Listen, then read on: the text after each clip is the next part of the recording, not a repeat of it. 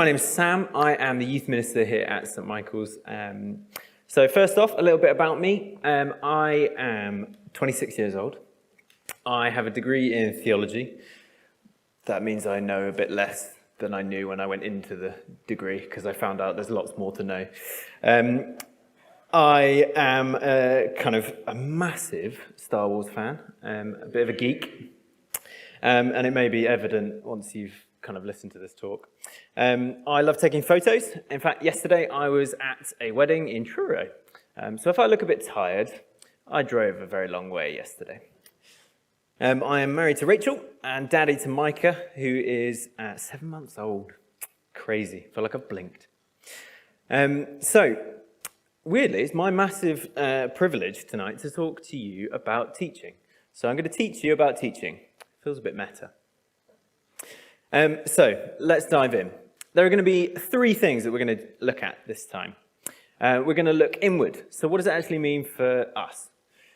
We're going to look backwards. Actually, what did it mean to be a teacher in Jesus' time? And then we're going to look forward to actually what does it now mean for us. So I don't know about you, but when I say the word teacher, there's lots of things that come to mind. Maybe for you, it's Miss Trunchbull. Or I don't know, maybe it's a teacher in a school on a whiteboard. Maybe it's a blackboard. Or maybe it's Master Yoda. I'll leave you to decide. When we come to teaching and this topic and this gift, there is a kind of inbuilt thing within our brains of we understand what a teacher is. If we look at the Bible, we've got Peter, we've got James, we've got Paul, we've got Jesus. For me, there are two kind of standout things. One of my favourite teachers of all time, who was called Miss Malone. She was my GCSE chemistry teacher, and she had a very good love for cannabis, which we found out later because it was reported in the newspaper that she'd burnt down her house by growing weed in her shed.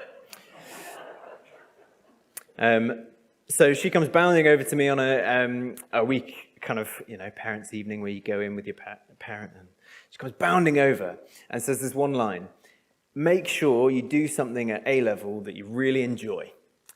Turns out, I listened to her, and it's the only thing that I now do. So I took graphic design because I really enjoyed it at the time, and still do, and I use it every week. It's the only GCSE that I use all the time, other than maths, to add up my, grocery shopping and things. The other one is this picture. This is from the TV series Chosen. If you haven't seen it, it's well worth a watch. It's free to access. And this is Jesus speaking with children. This is kind of what I imagine when you kind of say teacher. That's actually somebody who's sat on the grass kind of teaching children. It's a beautiful image, isn't it? Teaching is one of the oldest professions because you literally couldn't have learned anything without somebody first teaching it to you or demonstrating it. For instance, kind of current life with a little baby, Micah is learning lots. He's learning what is edible and what isn't edible. Everything goes in his mouth. Sometimes he will get the wrong end of the stick, and he will try, when we're eating a packet of crisps, instead of eating the thing in the packet, he will eat the packet itself. Side note, we don't feed Micah crisps. One of the things that when we read Romans 12, it's a very simple phrase for this teaching gift. If you're a teacher, teach. So cheers, thanks everyone, bye. It's very simple, isn't it? But actually, when we dive into it, there's a lot more below the surface. So this kind of teaching gift is for building up the church. Our series at the moment is Gifts of Grace. That actually we are given these gifts to bless the church and to serve the body of Christ with many members. And there are two words that are used here in the Greek. For those who may want to know a bit of Greek, I quite enjoy it because there's lots of links that I will come onto in a mo. So the Greek word for teacher is didaskalia, if I can say it right. And the kind of to teach is didasko. And both of those mean to impart instruction, to instill doctrine, to teach a thing, to explain or to teach.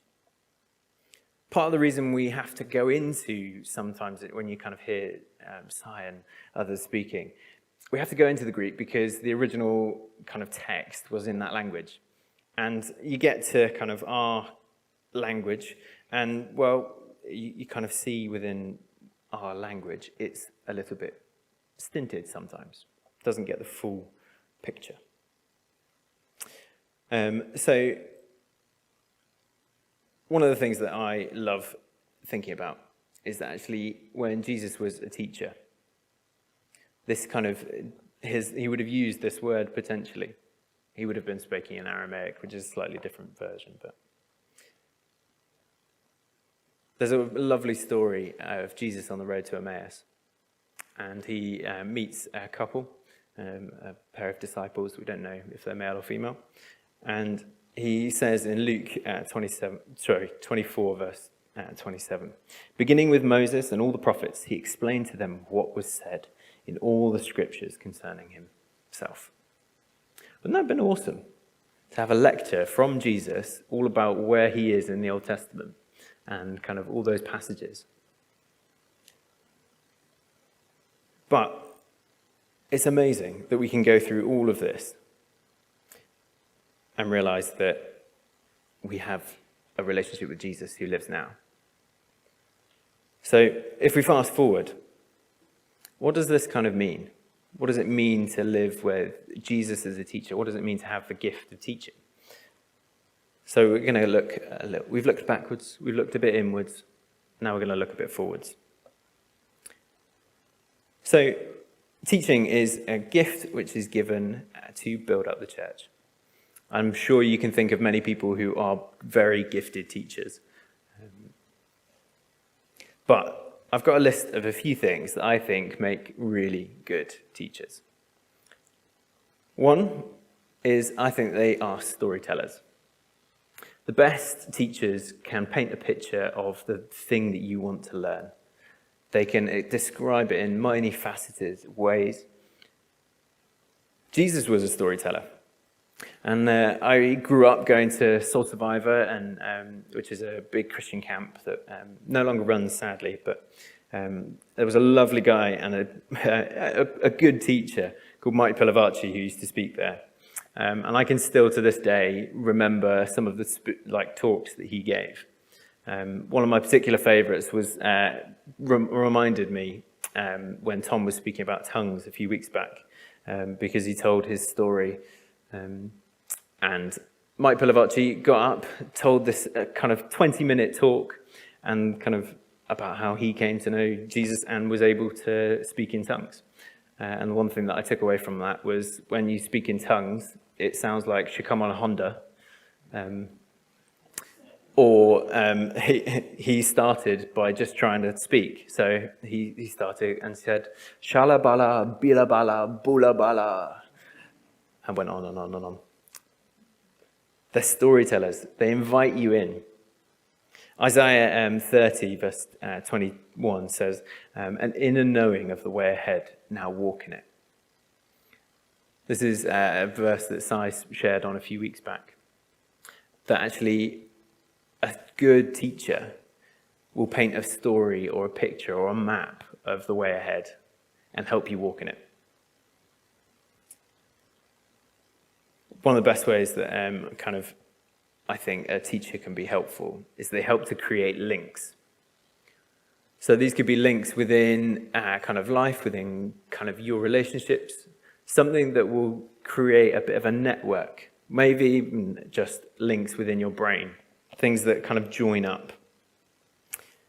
One of the amazing things, the Bible Project are a fantastic organisation and do a load of talks on teaching. And one of the things they highlighted is that when we look at the English and the Greek, there are, and kind of Hebrew and other languages within the Bible, we are slightly at a disadvantage in English. So for instance, in the kind of Hebrew, they have one word for a wood product. It's called, it's spelled ES with a kind of extra bit over the top, and you say it as 8. But we have over 6, because we have, when it's a living tree, a dead tree, a plank of wood, a stalk, a stick, gallows of wood, pieces of wood, firewood, cedar wood, woody flax. All of these things are summed up in one Hebrew word. So when you read that word in the Old Testament, next time you look it up, maybe Abraham was carrying a tree rather than a pile of logs up a hill. It's the one word that has lots of different meanings that we have been interpreted and do interpret within our Bibles. Much more clever people do that, thankfully. But there are things that we miss sometimes when we read the Bible. There are links that we will not quite get when we read it just as a surface level. And that's not to say that reading it on a surface level is bad, but actually you can get so much more when you look at the Greek, when you kind of chew on it. The Jewish tradition would be that when a rabbi, so a teacher, Jesus was a rabbi, he would quote within kind of his culture, he would quote the first line of a passage. He would then quote the last line. And as that tradition went through, you could see this within Jewish writings. He would then be referencing the passage between those two things that he's just said. And as a student of a rabbi, you would be expected to know that, and you would have learned the whole of the Old Testament, or the Torah by another name. And you would know the passages that he's talking about. There's a beautiful moment in the Gospels, which you don't quite get unless you've studied kind of them as a continuous story and tried to put them together. So in John, we read, it says, my God, why have you forsaken me? Sorry, in Matthew. And then in John, it says, it's finished. And these are two things that Jesus is recorded to have said on the cross. We then look back and thinking within mind that actually Jesus was a rabbi, he would have quoted, these are a few things that he quoted. There are other passages that he quotes whilst dying on the cross. But when you read it as from a teaching point of view, he's quoted the first line and the last line of Psalm 22. And my homework for you guys, because we are talking about teaching, is go and read Psalm 22 in the light and kind of with hindsight of the cross. It is a fantastic psalm, and when you read it in light of the cross, it goes, I'll leave that for you. When teachers, the best teachers, teach, you get a bit passionate. You get a bit excited about the thing that they're talking about. They're passionate about it, and it's contagious. It's quite a simple one, but actually to be the best teacher is to be passionate about something that you're teaching. The best teachers are positive influencers. So actually they make a difference. The things that they're teaching you, whether that is you're being taught how to make a Big Mac in a McDonald's in your first day of job. It's a useful trade. It's a useful thing. It's a positive influence. The best teachers are also wise. They know when to listen and rather than teach. That actually sometimes it's better to be a listening ear than to be a talking mouth. But you might be sitting here and be like, well, Sam, this is all great and well, but I don't think I've got the gift of teaching. And you're in a good company. There's N.T. Wright, Tom Wright is a lecturer and scholar, was recorded in a conversation talking about how the gospel can be understood at many levels. And he says, I had a great meal in a restaurant the other day, but I don't know the science of flavour or how to cook, but I enjoyed the meal. Actually, teaching is one of those gifts that, although you may not be able to do it, you can enjoy the fruits of it, and you can understand it and grow and learn. And you may be saying to yourself, well, I don't know Greek, I don't know Hebrew, how does it work? But actually, the thing about the gift of teaching is that you can only ever teach what you know. And you may know the most amazing, elaborate picture that you can paint. You may know the way from here to the mountains below in a beautiful, intricate map. Or you may know what the next step is. And that's the joy of it. That actually God gives us the grace to be able to teach, even if it's just a small bit. When I saw my name down on the rota to kind of do this talk, I was like, oh my goodness, that's quite a big talk. Like, surely they'd get somebody else to come and teach and who does it a bit more often. Like, I mean, I do it in the youth, but young people are easy. They're like adults. Ooh. No, I love you, really. Actually, we can't count ourselves out because we've always got something to teach. Whether it is from our own experience or from kind of past experience that's happened or somebody else's experience. So we're coming into land, and I'm going to invite the worship team up. If today you've sat here and you've been like, wow, Sam, that's great. I know a bit more Hebrew, I know a bit more Greek, and I'm going to go and read Psalm 22. That's great. But if you've sat here and you have felt a real prompting to grow in that teaching gift, if it's something that some people have said to you, oh, you're a great teacher, when you've kind of stepped into it a little bit, I'd love to challenge you to grow in that. There are lots of ways, and if you want any more ways of growing in teaching, do come and see me. I can point you in the right direction, or point you in the right direction of a person. But don't leave here without doing something, whether that is simply reading Psalm 22. After, we're going to share communion in a minute, after a little bit of worship. And in that time, I'd really love to pray for two groups of people. One of them is for teachers. Those who are starting back tomorrow or have started back on Friday or even earlier with inset days. If you are a teacher, we would love to pray for you before you leave, that you'll have the strength and the wisdom to get through this term and this year.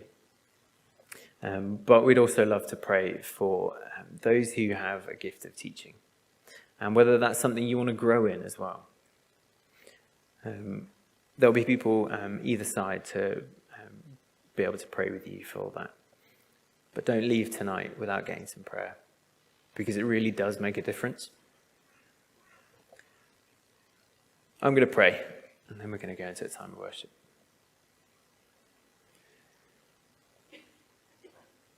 Father, thank you so much that you give us the grace that we need. And Lord, as we go into this week, will you help us to know when to teach, when to be silent? Lord, that you give us wisdom in that. And Lord, that we would be passionate about learning more about you. Amen.